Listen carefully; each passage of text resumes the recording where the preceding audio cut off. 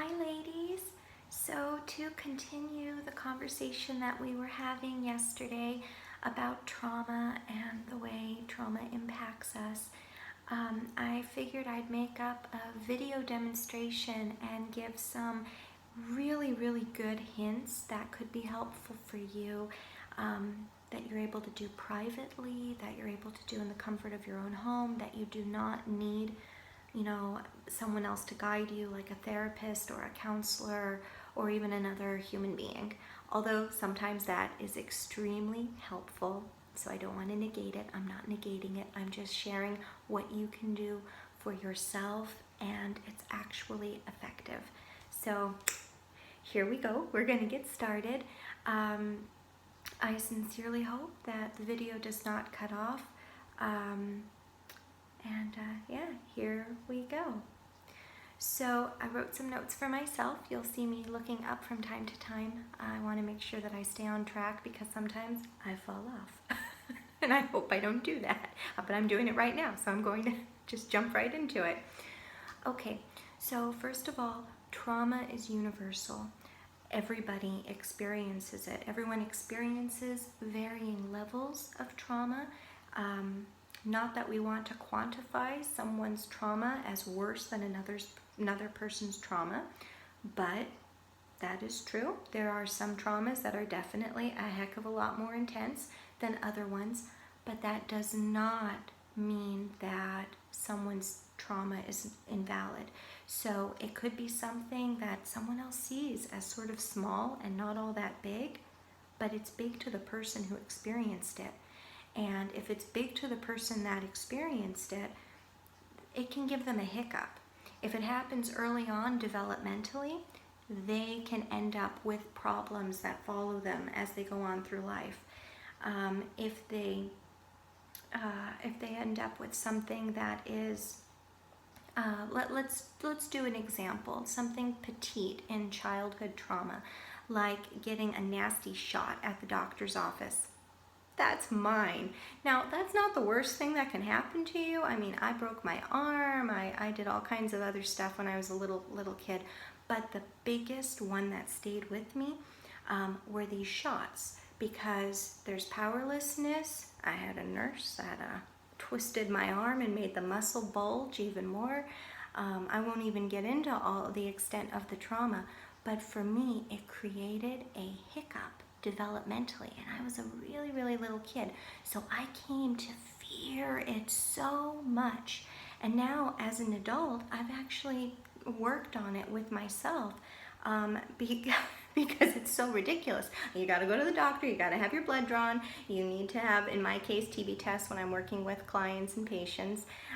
So we have to, this is adulting, this is what we've got to do. But my body, this is where the somatic symptoms come in. My body will end up having all this panic wash over me. And there I am putting on the brave face, trying to adult my way through and just going, yeah, it's fine. Yeah, it's fine, it's fine, it's fine. But you know what? It's not fine, because I'm having an extraordinary panic attack inside that I'm keeping under wraps. Not all panic attacks look like you're dying. Not all panic attacks have sound.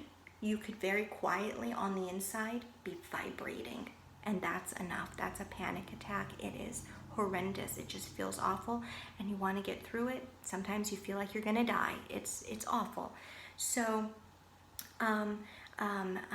so I will clam up, I will sweat a little bit, and I will wish to goodness that I would just pass out the way my body feels like it wants to, but it never does. And then I get through it. But this whole process that my body's going through, why is that? Why does it need to do it? Cognitively, in my prefrontal cortex, I know this shot needs to be done, or needle, whatever, it needs to be done, and I need to do it. And it's okay, and it's gonna, whatever, it's gonna hurt a little tiny bit, and I'll be through it. But my body still goes through the same reaction like I did when I was a little kid. And there's that powerlessness, there's that pain, there's that fear, just being fearful of the fear, being fearful that you're gonna get in trouble because you're a big crybaby. I mean, so I'm using this as a very minor example. It's not meant to, be on par with the level of trauma that a lot of people have.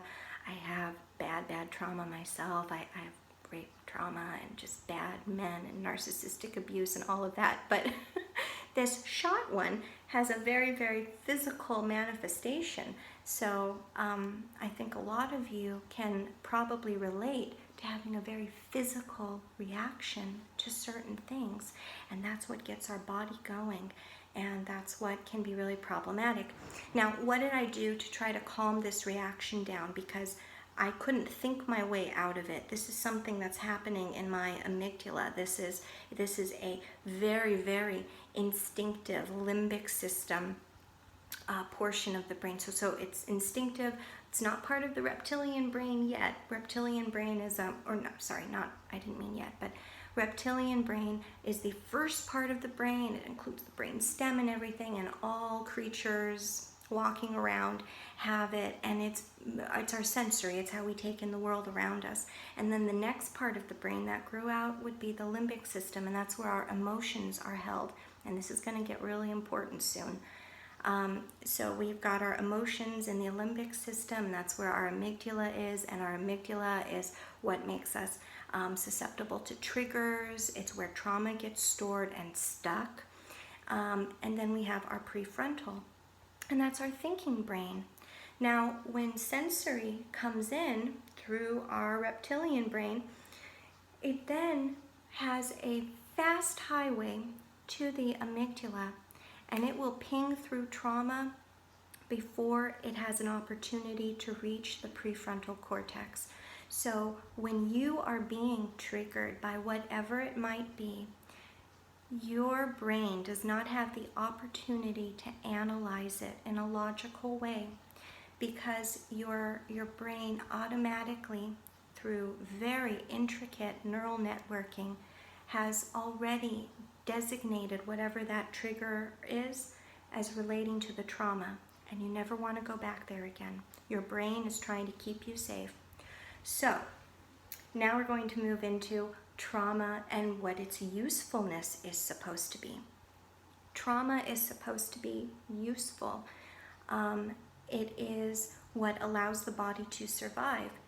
Way long time ago, the human condition was not in our modern society, so our traumas they were basically trying to get away from something that wanted to eat us, some type of imminent danger.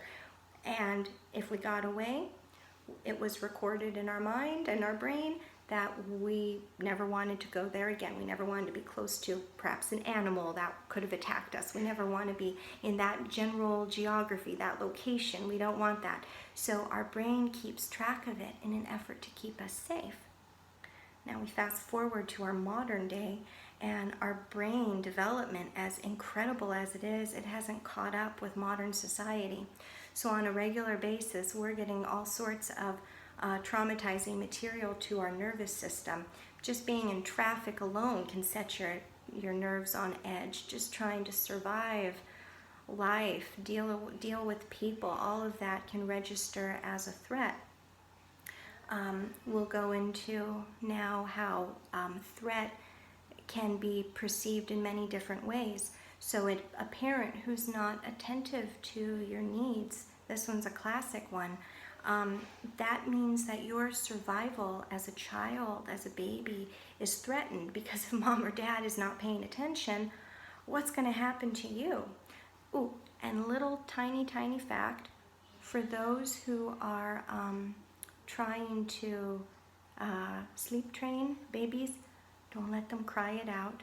They do not have the self-soothe capability yet. That doesn't kick in until after 2 years old.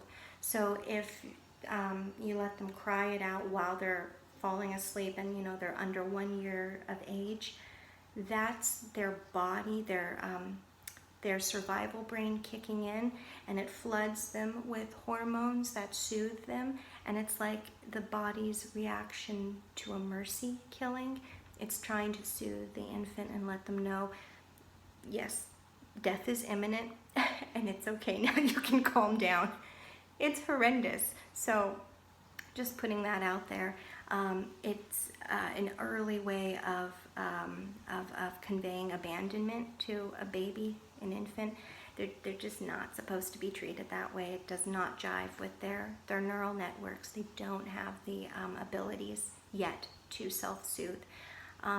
So just putting that out there, if any of you did have parents that did that, and if you have issues that might reflect abandonment or, fear, or even people pleasing, that sort of stuff, trying to be seen, trying to be acknowledged, that can be a component that's related. Okay, so we are at about 10 minutes here. Hopefully I can upload this